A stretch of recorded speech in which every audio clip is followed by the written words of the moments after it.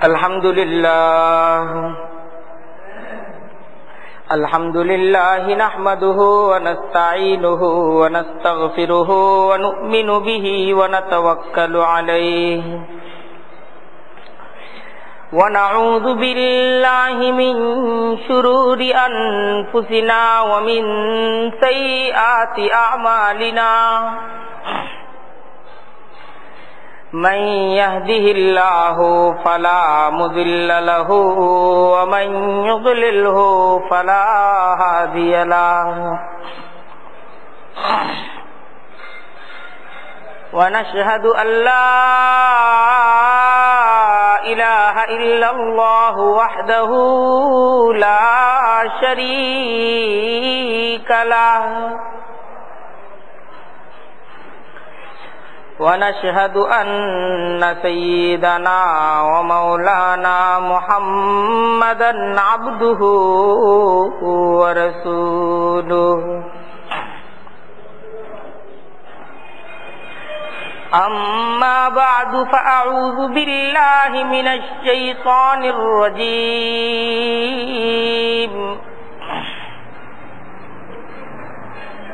بسم الله الرحمن الرحيم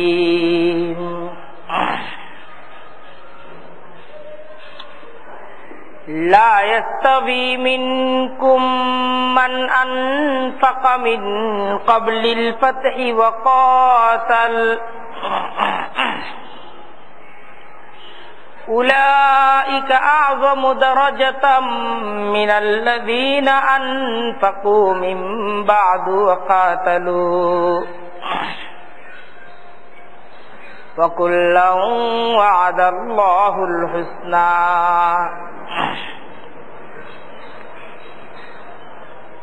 صدق الله العظيم وصدق رسوله النبي الكريم ونحن على ذلك من الشاهدين والشاكرين والحمد لله رب العالمين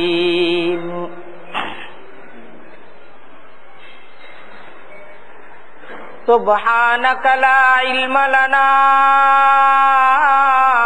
إلا ما علمتنا إنك أنت العليم الحكيم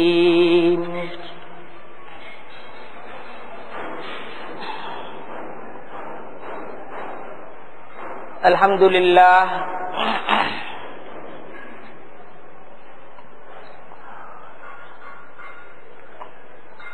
প্রতি বছরের মতো আমাদের সামনে এবছরও আরবি মাস রবিউল আউয়াল মাস উপস্থিত। এই রবিউল আউয়াল মাস যখন আমাদের সামনে আসে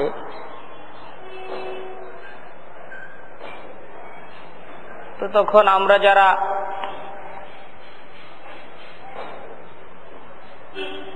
নবী করিম সাল্লাল্লাহু আলাইহি ওয়াসাল্লামকে ভালোবাসি,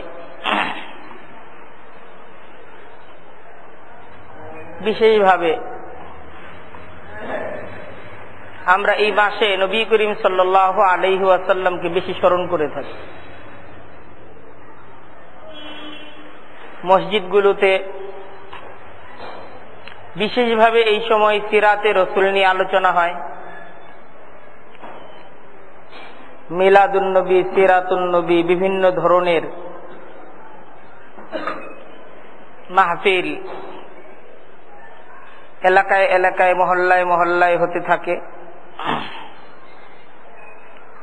মানুষ এই সময়ে এই ধরনের মাহফিল করে নবীর প্রতি ভালোবাসা প্রকাশ করে, নবীর জীবনটাকে বিশেষভাবে এই সময় জানতে উদ্যোগী হয়।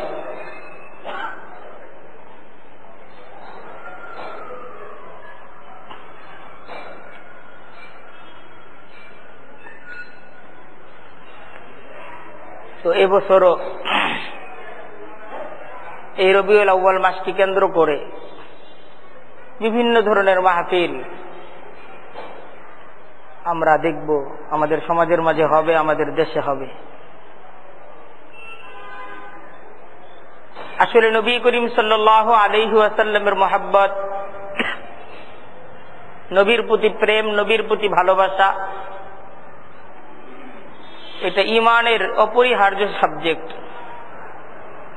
ঈমানের অপরিহার্য গুণ।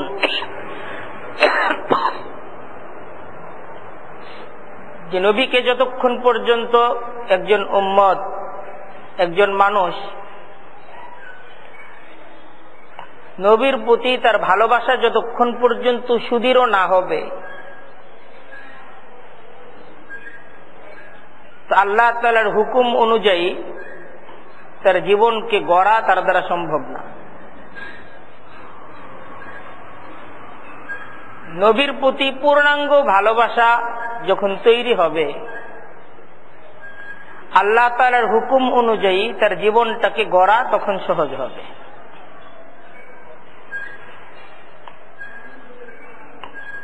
তাই সিরাতুন নবী, মিলাদুন নবী, দিনই এই সমস্ত মাহফিল গরুর লক্ষ্য এবং উদ্দেশ্য এই একটাই, যেন নবীর প্রতি একটা ভালোবাসা তৈরি হয়, যেই ভালোবাসাটা আল্লাহ তাআলার আনুগত্যে, আল্লাহ তাআলার হুকুম অনুযায়ী আমার জীবনটাকে গড়তে সহায়তা করে।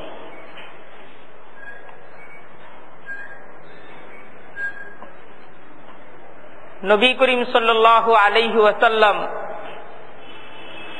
তার নবুয়ত পূর্ব জিন্দেগি, নবুয়ত পরবর্তী জিন্দেগি, তার জীবনের একটা অপরিহার্য গুণ ছিল যে তিনি মানুষদেরকে নিয়ে ভাবতেন, মানুষদের ব্যথায় তিনি ব্যথাতুর হয়েছেন। মানুষদের মাঝে যখন দাঙ্গা হাঙ্গামা, হত্যা লুণ্ঠন, মারামারি কাটাকাটি, অন্যায় অবিচার জুলুম, নবুয়ত পূর্ব জিন্দেগিতে নবী করিম সাল্লাল্লাহু আলাইহি ওয়াসাল্লাম যখন মক্কার সমাজের মাঝে এই অবস্থাগুলোকে তিনি যখন দেখেছেন, তিনি মানুষের ব্যথায় ব্যথাতুর হয়েছেন। ভাবতেন যে এই মানুষগুলোর মুক্তি কোন পথে, কি শিক্ষায় এ মানুষগুলোকে শিক্ষিত করে গড়ে তুললে এ মানুষগুলো মারামারি কাটাকাটি আর জিনা ব্যভিচার এই সভ্যতা থেকে তারা সুন্দর মানুষ হিসেবে গড়ে উঠবে। তিনি এই কথা ভাবছেন। কুরআনে কারীমের মাঝে মহান রব্বুল আলামিন নবুয়ত পূর্ব জিন্দেগিতে নবী করিম সাল্লাল্লাহু আলাইহি ওয়াসাল্লামের যে এই ভাবনা ছিল এবং এই ভাবনায় তিনি যে প্রবল ভাবে চিন্তিত ছিলেন, সেই অবস্থাটার আলোচনা মহান রব্বুল আলামিন কুরআনে কারীমের মাঝে করছেন। وَوَضَعْنَا عَنْكَ وِزْرَكَ الَّذِي أَنقَضَ ظَهْرَكَ وَوَضَعْنَا عَنْكَ وِزْرَكَ الَّذِي أَنقَضَ ظَهْرَكَ।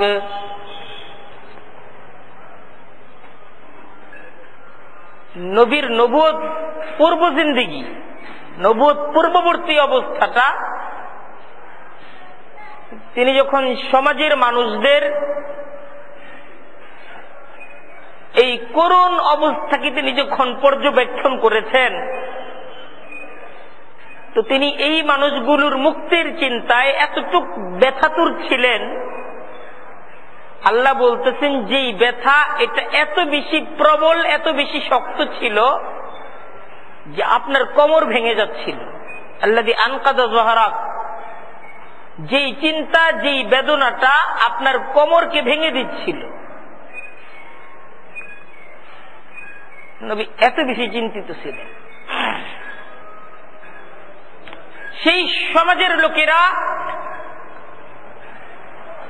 আমার নবী নবী মুহাম্মদুর রাসূলুল্লাহকে ভালোবাসত,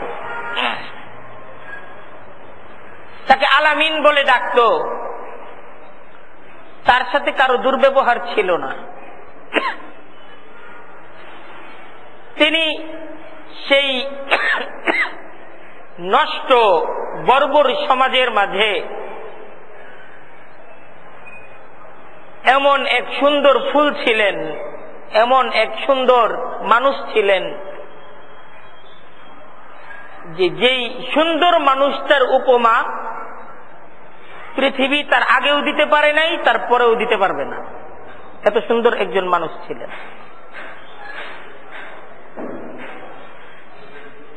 সেই মানুষটাকে সমাজের লোকেরা ভালোবাসবে না তো কাকে ভালোবাসবে? ভালোকে তো সবাই ভালোবাসে, কিন্তু এই নবী মন ব্যথিত ছিল সামাজিক অবক্ষয় দেখে, সমাজের নষ্টামি, সমাজের অপসংস্কৃতি, এই সমস্ত কিছু দেখে তিনি মানুষদের মুক্তির একটা পথকে খুঁজতেছিলেন। তিনি নীরবতাকে বেছে নিয়েছিলেন। হেরা গুহার ধ্যানের মাঝে তিনি নিমজ্জিত হয়েছিলেন। এই সব তার নবুয়ত পূর্ব জিন্দেগির কথা। তিনি হেরা গুহার সেই ধ্যানের মাঝে দিনের পর দিন, সপ্তাহের পর সপ্তাহ, মাসের পর মাস তিনি কাটিয়ে দিতেন। একটাই ভাবনা ছিল, এই যে মানুষগুলো মারামারি, কাটাকাটি, খুনাখুনি, লুটতরাজ, একে অপরের উপর অন্যায়, অবিচার, জুলুম, এই যে কালচার মানুষ গ্রহণ করেছে, কি শিক্ষায় শিক্ষিত করে তুললে এই মানুষগুলোর মুক্তি আসবে, এই মানুষগুলো সুন্দর মানুষে পরিণত হবে? তো এই ব্যথায় তিনি ব্যথিত ছিলেন।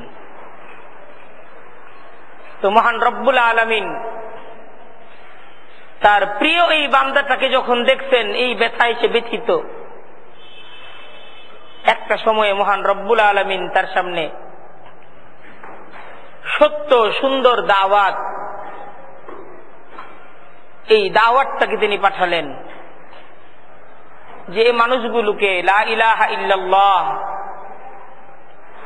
এক আল্লাহর ইলাহের দাওয়াত, এই দাওয়াত দ্বারা এই মানুষগুলোকে আপনি গড়ে তুলুন। এই দাওয়াতটা এই সমাজটাকে সুন্দর সমাজে পরিণত করুন।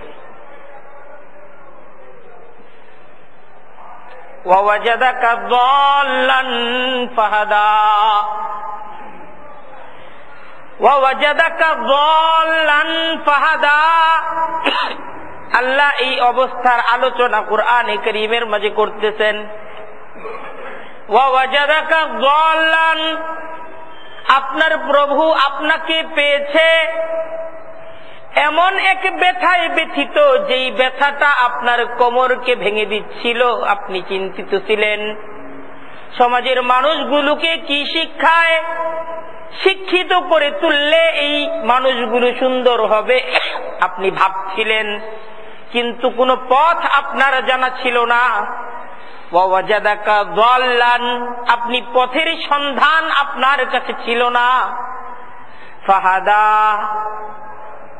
আল্লাহ তাআলা আপনাকে সেই পথের সন্ধান দিলেন।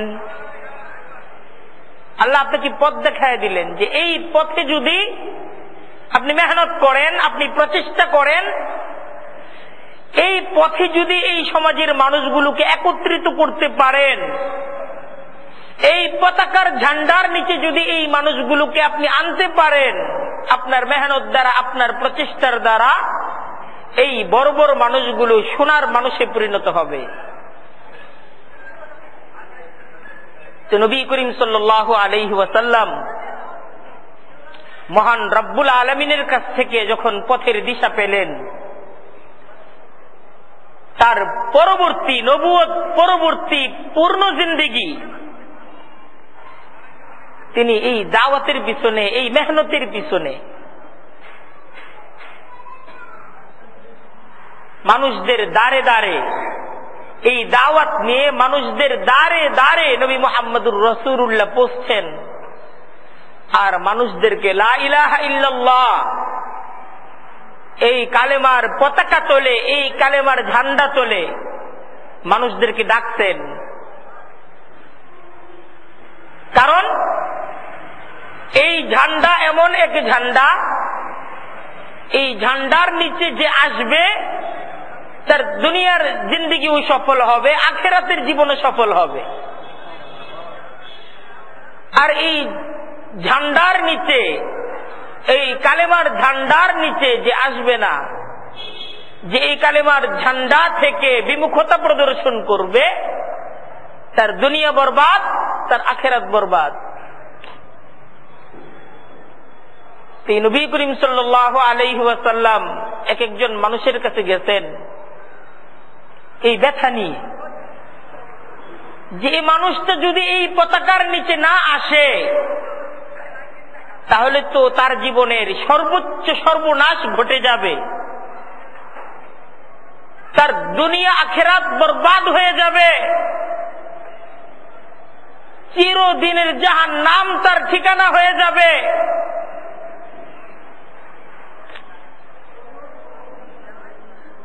প্রজ্বলিত আগুন তার স্থায়ী নিবাসের ঠিকানা হবে।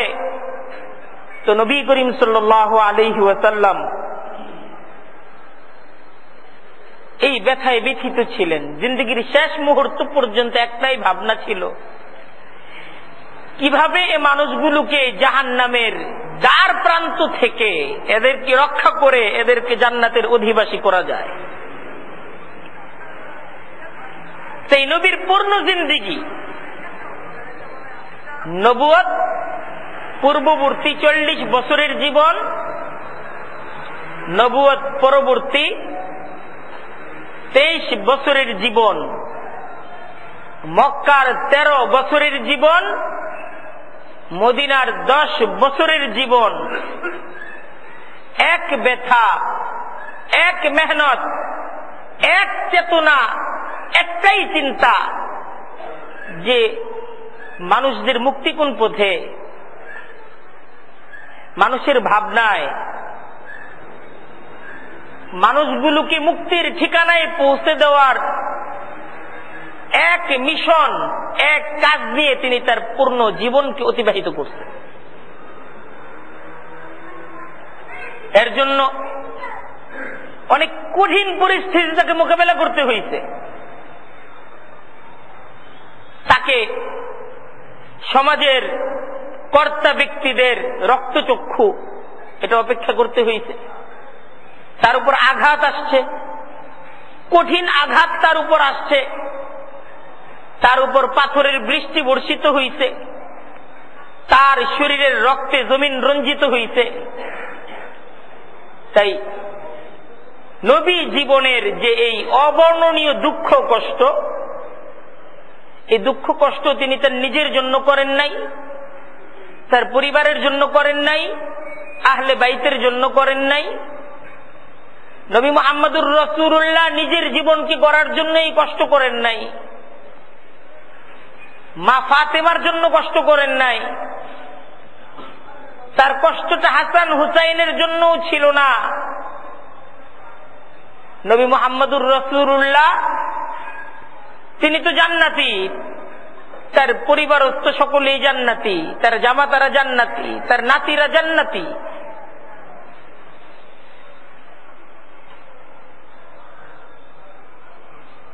তো তিনি এদের কারো জন্য কষ্ট করেন নাই, রক্ত তিনি নিজ পরিবারের জন্য ঝরান নাই।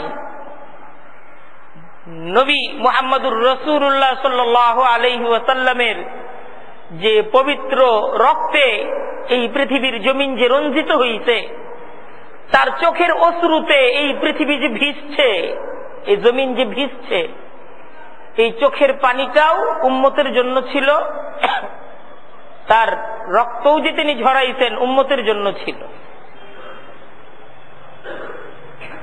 এবং নবী করিম সাল্লাল্লাহু আলাইহি ওয়াসাল্লাম তার দীর্ঘ 63 বছরের জীবনের শেষ প্রান্তে এসে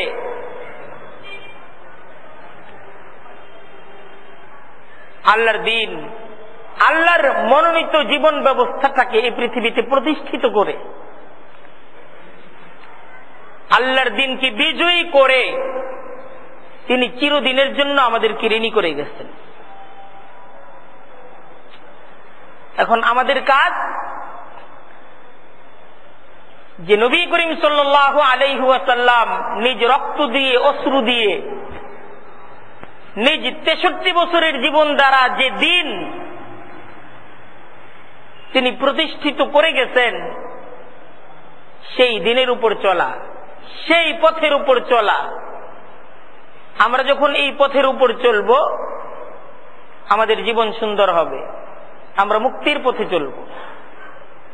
আর এই পথকে যখন ছাড়ব, তো এই পথকে ছাড়ার দ্বারা আমরা মুক্তির পথকে ছেড়ে দিলাম, আমরা ধ্বংসের পথে হাঁটলাম।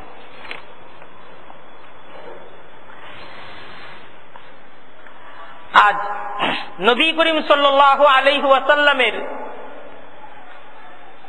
জীবন আলোচনার সাথে সাথে নবী করিম সাল্লাল্লাহু আলাইহি ওয়াসাল্লামের সিরাত আলোচনার সাথে সাথে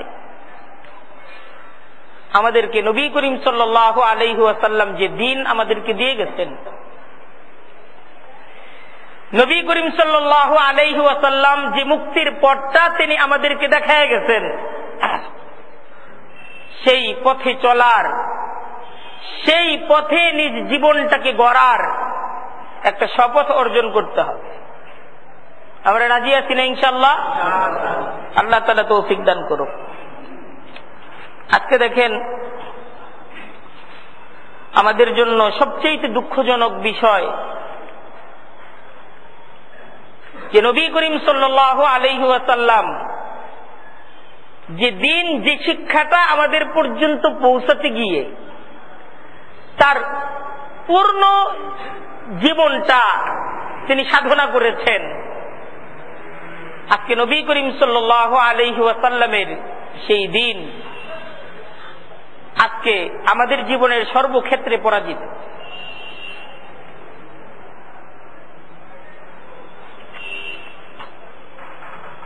আমাদের ব্যক্তি জীবন থেকে নিয়ে শুরু করে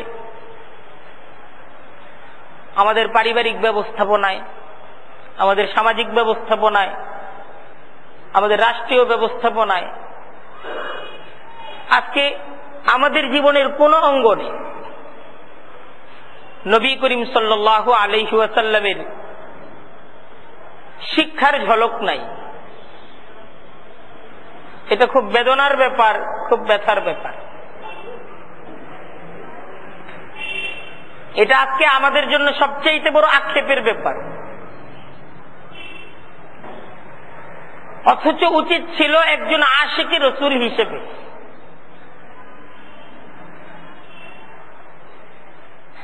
একজন নবী প্রেমিক হিসেবে আমার জীবনের প্রত্যেকটা কাজে নবী করিম সাল্লাল্লাহু আলাইহি ওয়াসাল্লামের আদর্শের প্রতিফলন ঘটবে। আমার পারিবারিক ব্যবস্থাপনায়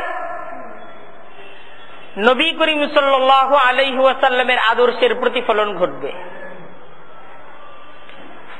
আমাদের সমাজ ব্যবস্থাপনায় নবী করিম সাল্লাল্লাহু আলাইহি ওয়াসাল্লামের আদর্শ, তার সুন্নতের প্রতিফলন ঘটবে। আমাদের দেশটা সোনার মদিনা, নবী মুহাম্মদুর রাসূলুল্লাহ যে কল্যাণ রাষ্ট্র গঠন করেছিলেন, আমাদের দেশটা সেই পথে চলবে, সেই পথে হাঁটবে। আমাদের শাসকরা সেই পথের পথিক হবে। এটা ছিল আসলে আমাদের প্রয়োজন।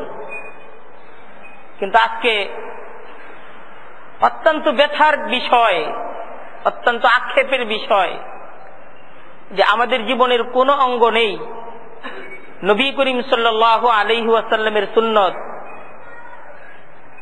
নবী করিম সাল্লাল্লাহু আলাইহি ওয়াসাল্লামের শিক্ষার প্রতিফলন নাই। আমাদের নামাজটা ঠিক যেমন নবী করিম সাল্লাল্লাহু আলাইহি ওয়াসাল্লামের নামাজ যেমন ছিল, ঠিক তেমন হওয়া দরকার। আমার জীবনের প্রত্যেকটা কাজই তো ঠিক নামাজের মতো নবীর জীবনের অনুরূপ হওয়া দরকার। আমার আখলাক, আমার কথাবার্তা, আমার চালচলন, আমার লেনদেন, আমার সামাজিকতা, এই সমস্ত কিছুতে একজন মুসলিম হিসেবে, নবী প্রেমিক হিসেবে আমাদের উচিত ছিল নবীর অনুসরণ, যে আমার দ্বারা যেন নবীর জীবনকে চেনা যায়, আমার জীবনের প্রত্যেকটা কাজের মাঝে নবীর অনুকরণ যেন বোঝা যায়। আমার পারিবারিক ব্যবস্থাপনায় এমন একটা ঘর তৈরি করা আমার প্রয়োজন ছিল নবী প্রেমিক হিসেবে, যেই ঘরটা ঠিক যেই ঘর ছিল আদর্শ ঘর নবী মুহাম্মদুর রাসূলুল্লাহ সাল্লাল্লাহু আলাইহি ওয়াসাল্লামের ঘরোয়া জীবনটা যেমন ছিল, আমার ঘরোয়া জীবনটা তো ঠিক নবীর ঘরোয়া জীবনের মতো হওয়া প্রয়োজন ছিল। আমার সমাজ জীবনটা, আমার প্রতিবেশীদেরকে নিয়ে আমাদের পরস্পরে যে একটা সামাজিক জীবন, এই জীবনটা তো নবী করিম সাল্লাল্লাহু আলাইহি ওয়াসাল্লাম সহ সাহাবায়ে কেরামদের যে একটা সামাজিক জীবন ছিল, ঠিক সেই জীবনটা যেমন ছিল তার অনুরূপ হওয়া প্রয়োজন ছিল। কিন্তু আজ আমরা আমাদের জীবনের ধাপে ধাপে, জীবনের প্রত্যেকটা সেক্টরে সেক্টরে আমরা এত বেশি দূরে সুন্নতে রসুল থেকে, নবীর শিক্ষা থেকে এত বেশি দূরে, আমরা সকলেই এত বেশি দূরে যে আমাদেরকে ডাকবে কে? কেউই তো আমরা সেই পথের উপর নাই। আর এই সমস্ত কিছুর সাথে যে বিষয়টার অবহেলা সবচেয়ে বেশি, তা হলো নবীর যে ব্যথা ছিল। নবীর পূর্ণ 63 বছরের জিন্দিগি, নবুয়ত পূর্ব 10 বছরের জিন্দিগি, নবুয়ত পরবর্তী, নবুয়ত পূর্ব 40 বছরের জিন্দিগি, নবুয়ত পরবর্তী 23 বছরের জিন্দিগি, নবী করিম সাল্লাল্লাহু আলাইহি ওয়াসাল্লামের এই উভয় জিন্দিগির মাঝে একটা বিষয়ে পাওয়া যায়, সে বিষয়টা হলো ব্যথা, সে বিষয়টা হলো দরদ, মানুষের প্রতি দরদ, মানুষের প্রতি ভালোবাসা, মানুষদের ব্যথায় ব্যথিত হওয়া। আজকে সেই ব্যথা থেকে আমরা বঞ্চিত। আজকে না বাবার তার সন্তানের জন্য ব্যথা আছে, না সন্তানের তার বাবার জন্য ব্যথা আছে। আজকে মায়ের তার মেয়ের জন্য না ব্যথা আছে, না মেয়ের মায়ের প্রতি ব্যথা আছে। আজকে শিক্ষকের না ছাত্রের জন্য ব্যথা আছে, না ছাত্রের তার শিক্ষকের প্রতি কোনো দরদ আছে। আজকে না নেতার তার কর্মীর প্রতি কোনো দরদ আছে, না কর্মীর তার নেতার প্রতি কোনো শ্রদ্ধাবোধ আছে। আজকে সমাজের প্রত্যেকটা সেক্টরে, প্রত্যেকটা সম্পর্কে কারো প্রতি কারো ভালোবাসা, সেই দরদ, সেই মানবতা আজকে সবচাইতে বেশি বিধ্বস্ত। সমাজের অবস্থাটা এমন হয়ে গেছে, বাবা সন্তানের সম্পর্ক হলো শুধু দাও আর নাও। আজকে মা তার মেয়ের সম্পর্ক হয়ে গেছে দাও নাও। শিক্ষক ছাত্রের সম্পর্ক হয়ে গেছে কি পেলাম কি দিলাম। আজকে শাসকদের সাথে প্রজাদের সম্পর্ক হয়ে গেছে চাওয়া পাওয়ার সম্পর্ক। অথচ এই সম্পর্ক তো এমন হওয়ার কথা ছিল না। উচিত তো ছিল সমাজের অবস্থাটা এমন হওয়া যে বাবাও আল্লাহর হুকুম মানে আল্লাহর কাছে চায়, সন্তানও আল্লাহর হুকুম মানে আল্লাহর কাছে চায়, মাও আল্লাহর হুকুম মানে আল্লাহর কাছে চায়, মেয়েও আল্লাহর হুকুম মানে আল্লাহর কাছে চায়, শিক্ষক আল্লাহর হুকুম মানে আল্লাহর কাছে চায়, তার ছাত্রও আল্লাহর হুকুম মানে আল্লাহর কাছে চায়, শাসকও আল্লাহর হুকুম মানে আল্লাহর কাছে চায়, প্রজারাও আল্লাহর হুকুম মানে আল্লাহর কাছে চায়। আরে নবী করিম সাল্লাল্লাহু আলাইহি ওয়াসাল্লাম তো এমন একটা সমাজ ব্যবস্থা গড়ে দিয়েছিলেন যেই সমাজের কারো কাছে কারো কোনো চাওয়া পাওয়া ছিল না, সকলের চাওয়া পাওয়ার সম্পর্ক ছিল আল্লাহর সাথে, আর সকলেই সকলের ব্যথায় ব্যথিত হতো, সকলেই সকলকে ভালোবাসতো। এমন একটা সুন্দর এবং কল্যাণকর রাষ্ট্র সমাজ ব্যবস্থা নবী মুহাম্মদুর রাসূলুল্লাহ লা ইলাহা ইল্লাল্লাহ মুহাম্মদুর রাসূলুল্লাহ এই দাওয়াত দ্বারা তিনি আমাদেরকে গড়ে দিয়েছিলেন। আজকে লা ইলাহা ইল্লাল্লাহ মুহাম্মাদুর রাসূলুল্লাহ এই কালেমার দাওয়াতকে আমরা ছেড়ে দেওয়ার কারণে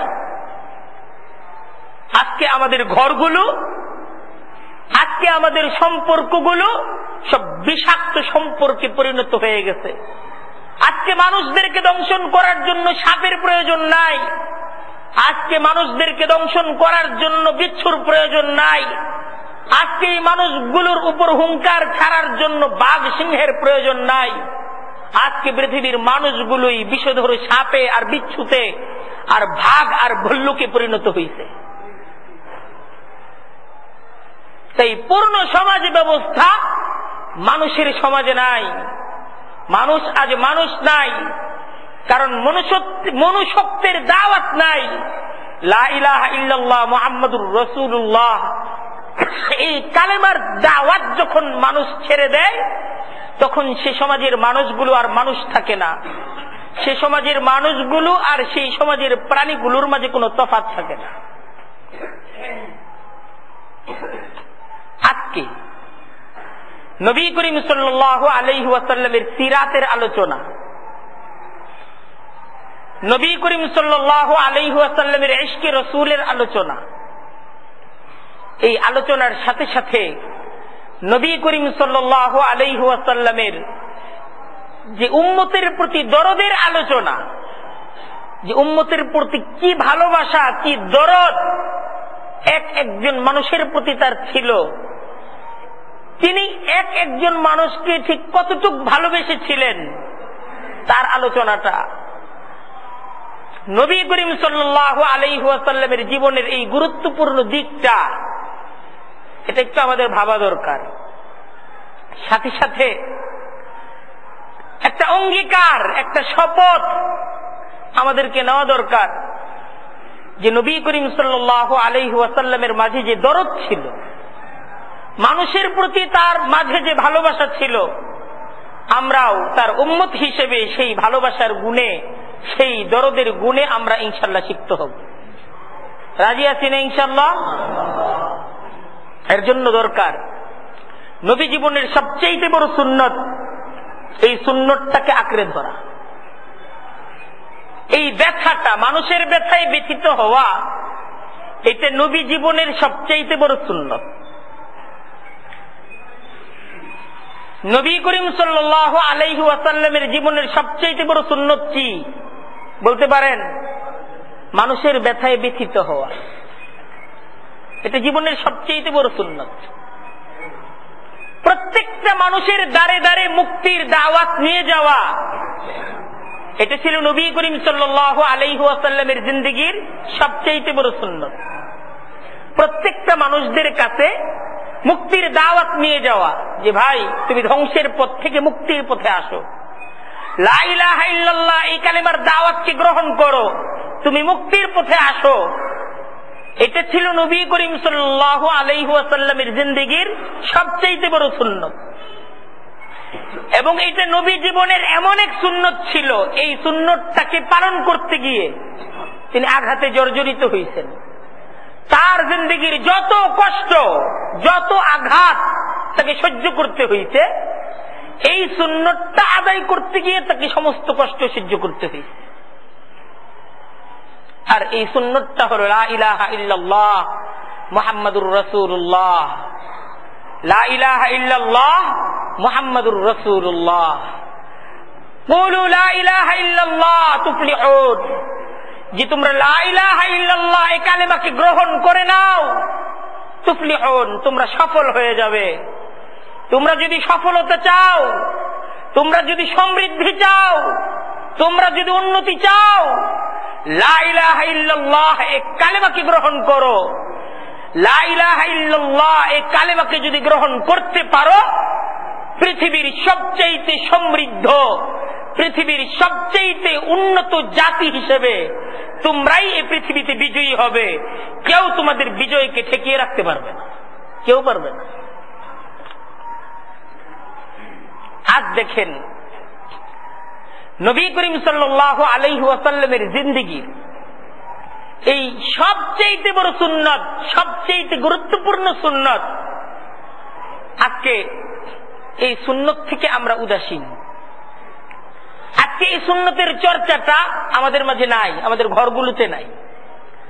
আজকে বাবা তার সন্তানকে লা ইলাহা ইল্লাল্লাহ এই কালেমা শিখায় না, এই কালেমাটা বুঝায় না। আজকে মা তার মেয়েকে লা ইলাহা ইল্লাল্লাহ এই কালেমাটা শিখায় না, এই কালেমাটা বুঝায় না। আজকে শিক্ষক তার ছাত্রকে লা ইলাহা ইল্লাল্লাহ এই কালেমাটা শিখায় না, এই কালেমাটা বুঝায় না। আজকের ঘরগুলোতে যদি লা ইলাহা ইল্লাল্লাহ এই কালেমার আলোচনা হতো, এই কালেমার শিক্ষায় ঘরগুলো যদি আলোকিত থাকতো, ঘরের কোনো সমস্যা থাকতো না।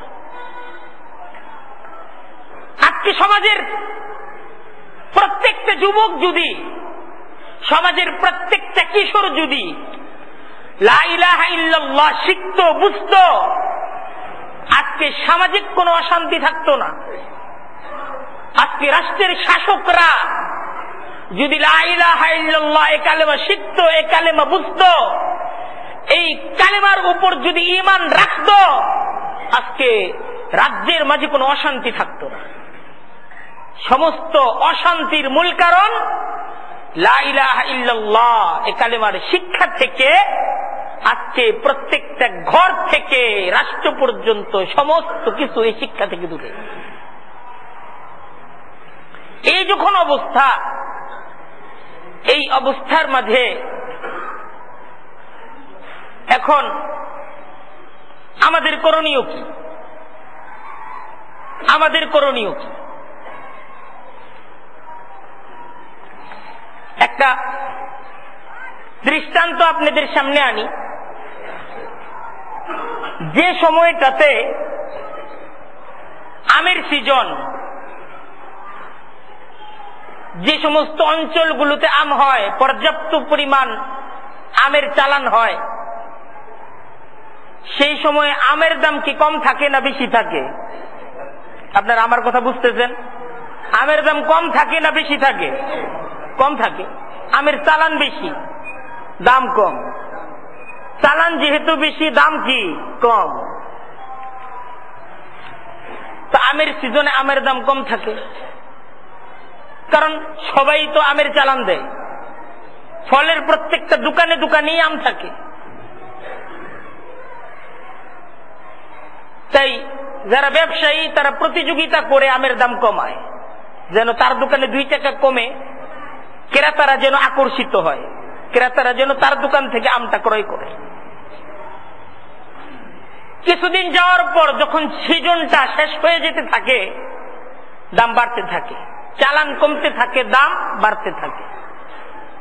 আর যখন চালান থাকে না, তখন দাম থাকে আকাশচুম্বী। যেই আম সিজনে দাম ছিল 50 টাকা কেজি, যখন সিজন না তখন ঠিক সেই আমটাই 200-250 টাকা পর্যন্ত দাম হয়ে যায়।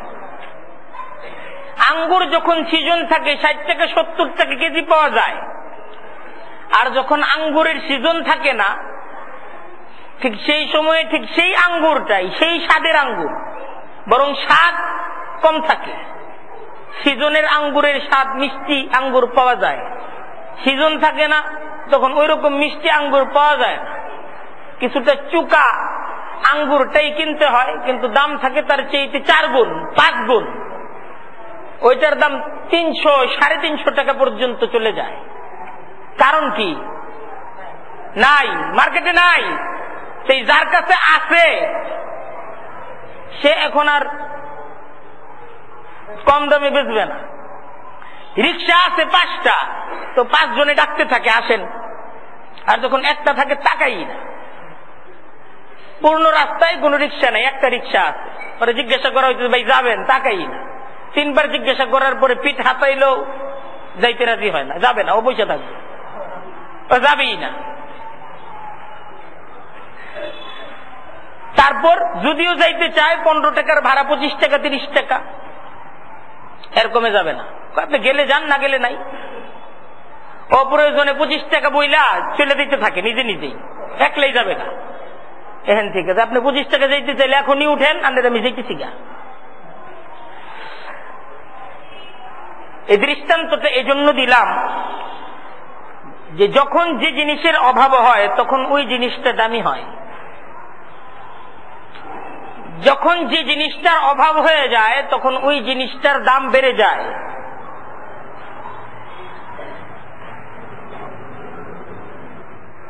এটা হলো বুঝার ব্যাপার। তাই এখন এই দাওয়াতটা কমে গেছে, এই দাওয়াতটা সমাজে নাই। এখন কিন্তু এই দাওয়াতটার দাম বেড়ে গেছে। এখন এই দাওয়াতটা সমাজের মাঝে নাই, কমে গেছে। কেউ এই দাওয়াতটা দেয় না। এর অর্থ কি এই যে এই দাওয়াতটা এটার দাম কমে গেছে? না, ব্যাপারটা এই না, বরং এখন এই দাওয়াতটার দাম বেড়ে গেছে। এই দাওয়াতটাকে এখন যে গ্রহণ করবে, এই দাওয়াতটা এখন যার কাছে থাকবে সে দামি হয়ে যাবে। কারো মাঝে এই দাওয়াত নাই। আপনি যে দাওয়াতটা দিচ্ছেন, কথাগুলো ভালো লাগতেছে, কথাগুলো ঠিক কথা, এই কথাগুলো দরকার, কিন্তু কেউ তো এই কথার উপর নাই। এটা একটা অনেক বড় প্রশ্ন যে এই কথা কে শুনবে। লা ইলাহা ইল্লাল্লাহর যে ব্যাখ্যা আপনি দিলেন, এই ব্যাখ্যাটা শুনবে কে? এই ব্যাখ্যার উপর কি এই সমাজ গড়া সম্ভব? সমাজ তো পুরাটা উল্টে গেছে।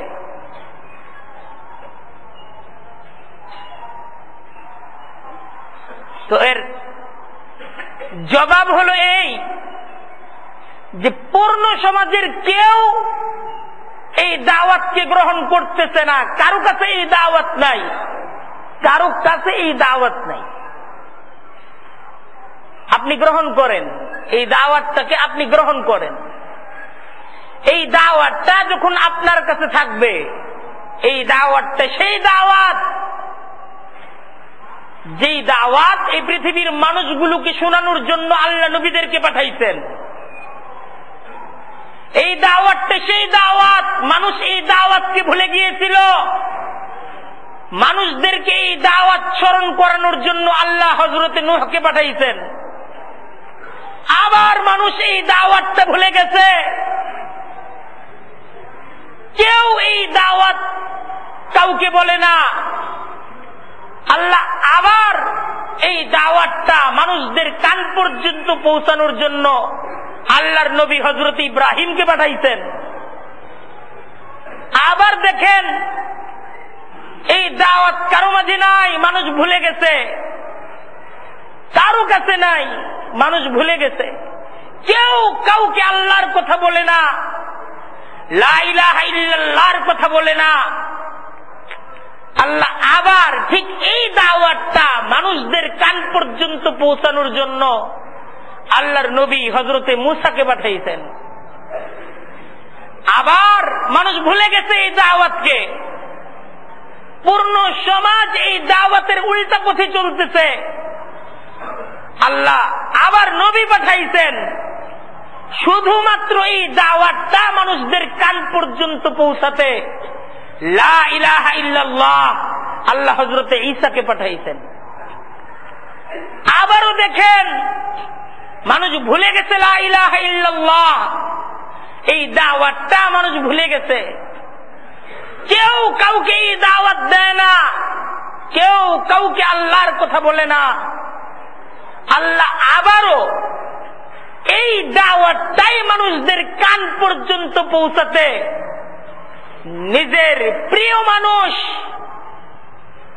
নিজের সবচাইতে প্রিয় সম্পদ, নিজের সৃষ্টির সবচাইতে দামি সম্পদ, নিজের হাবিব, নিজের প্রিয়জন নবী মুহাম্মদুর রাসূলুল্লাহকে পাঠাইছেন। এই জন্য পাঠাইছেন যে এই দাওয়াতটা মানুষদের কানে দাও, এই দাওয়াতটা দাও। এখন মানুষ এই দাওয়াতটা আবার ভুলে গেছে, নাই মানুষের কাছে এই দাওয়াত নাই। নবীর শিক্ষা, কোরআনের শিক্ষা অবিকৃত অবস্থায় আমাদের কাছে বিদ্যমান। কিয়ামত পর্যন্ত কোরআন মানুষদেরকে ডাকবে, কোরআন মানুষদেরকে বলবে লা ইলাহা ইল্লাল্লাহ, এই দাওয়াতকে গ্রহণ করো। সমাজের কেউ এই দাওয়াত কাউকে দেয় না, কিন্তু এই দাওয়াতকে এই সমাজের যারা গ্রহণ করবে, যারা এই দাওয়াতটাকে তাদের কাজ বানাবে, আল্লাহর ওয়াদা নবীদের সাথে তার হাসর হবে, আল্লাহর ওয়াদা। কারণ এই দাওয়াতটা নবীদের দাওয়াত। এই দাওয়াতের কাজ যারা করবে, নবীদের কাজ সে করবে, হাসরের ময়দানে নবীদের সাথেই তার হাসর হবে, নবীদের সাথেই তার হাসর হবে। তাই এই দাওয়াতটা কোথাও নাই। আপনার ঘরে এই দাওয়াতটা আপনি চালু করেন, আপনার ঘর থেকে এই দাওয়াতটা শুরু করেন।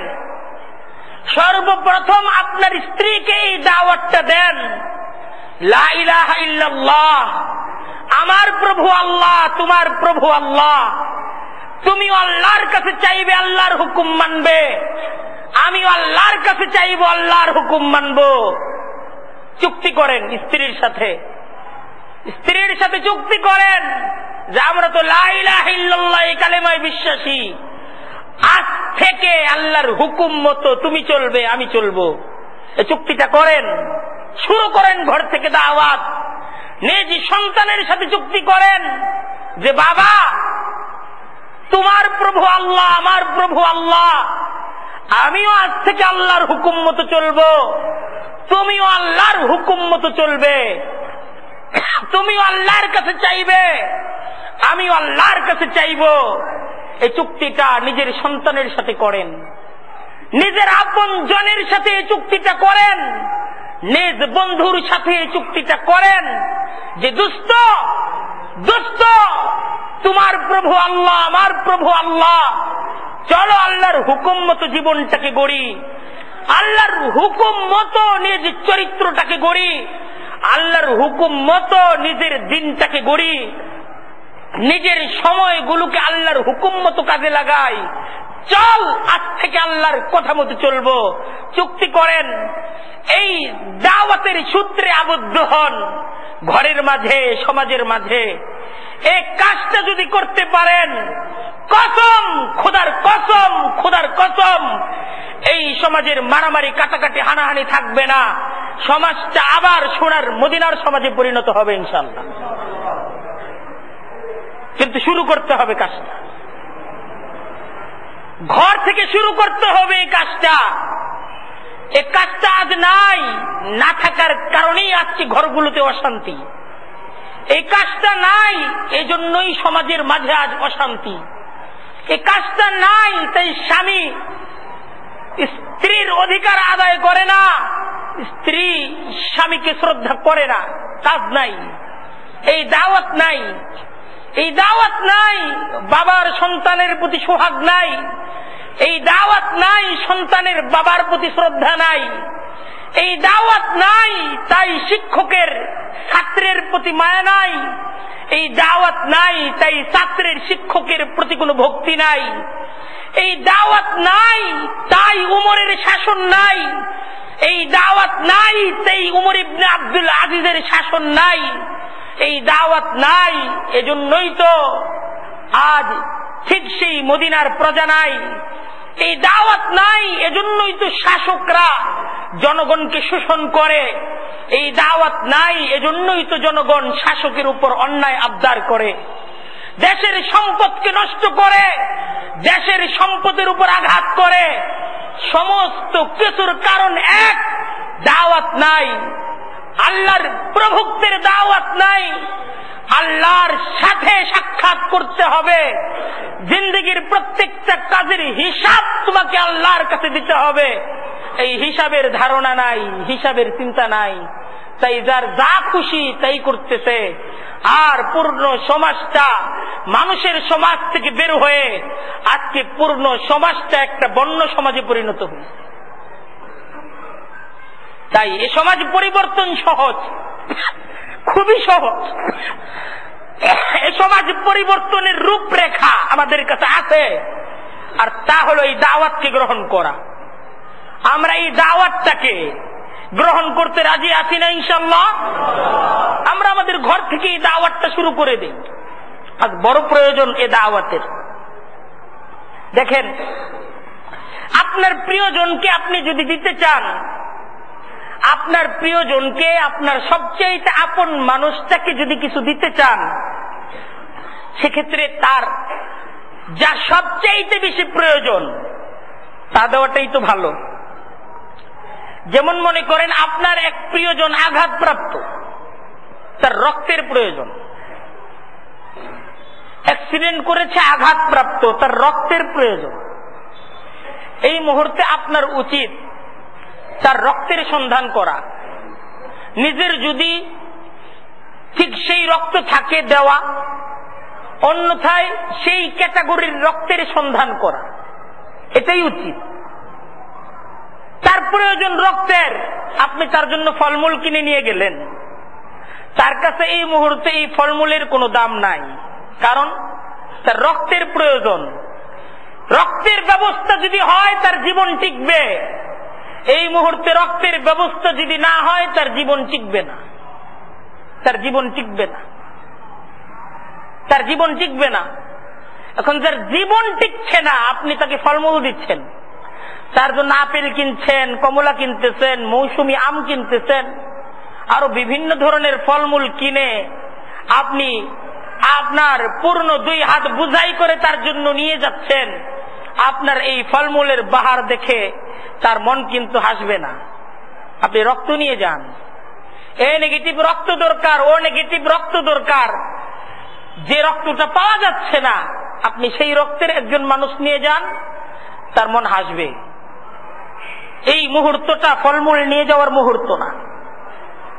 তাই দেখেন, আমাদের সমাজেরও এই মুহূর্তে সবচেয়ে বেশি প্রয়োজন দাওয়াত, সবচেয়ে বেশি প্রয়োজন দাওয়াত।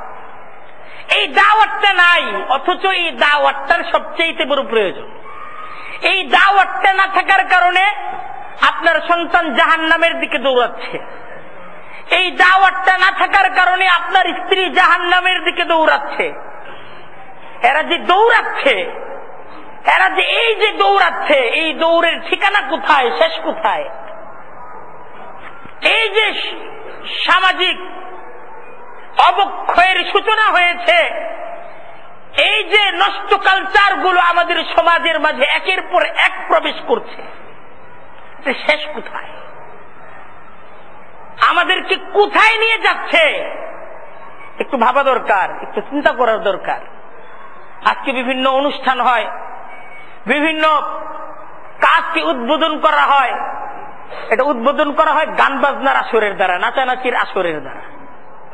আজকের বিয়ে শাদীগুলো হয় দোয়া, জিকির, আল্লাহর অনুগ্রহ প্রার্থনার দ্বারা না, 3, 4, 5, 7 দিন ব্যাপী গান বাজনার আসরের দ্বারা।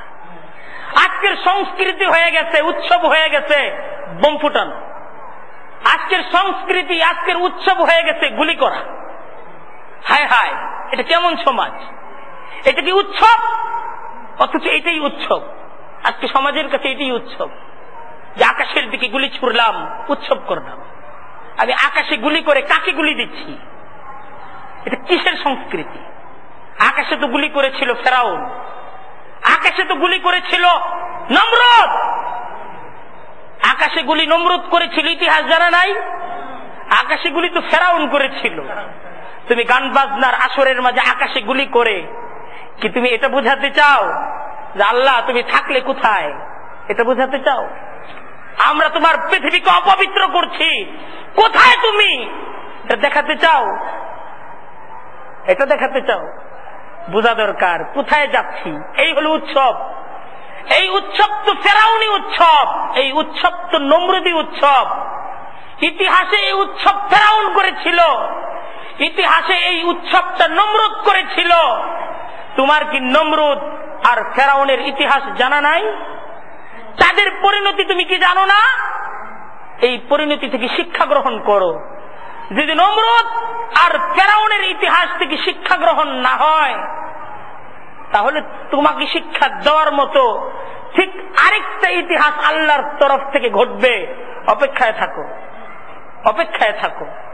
অন্যথায় ঈমান আনো, লা ইলাহা ইল্লাল্লাহর দাওয়াতকে গ্রহণ করো, নিজে জান্নাতি হয়ে যাও, আল্লাহর বান্দা হয়ে যাও। আর এই দাওয়াতটাকে কাজ বানিয়ে সমাজের মানুষদেরকে আল্লাহর বান্দা হওয়ার দাওয়াত দাও। তাই আজকে সমাজের সবচেয়ে বড় প্রয়োজন এই দাওয়াত। এই দাওয়াত, এই দাওয়াতটা না থাকার কারণে পূর্ণ সমাজ যাচ্ছে এমন এক পরিণতির দিকে যাচ্ছে, যেই পরিণতি ফেরাউন, হামান, নমরুদ ভোগ করেছিল। আমরা যদি চাই সেই পরিণতি থেকে আমার সমাজকে, আমার সন্তানদেরকে রক্ষা করতে, আমাদের প্রয়োজন এই দাওয়াত। আমার কথাটা আমি আপনাদেরকে বুঝাইতে পারছি? এই দাওয়াতটা আমাদের প্রয়োজন, এই দাওয়াতটা ঘরে ঘরে প্রয়োজন। কারণ যারা আজকে এই পথে হাঁটছে, কাদের সন্তান? কাদের সন্তান বলেন? অনেকে মনে করতেছে আমার সন্তান না, আমার সন্তান যায় না।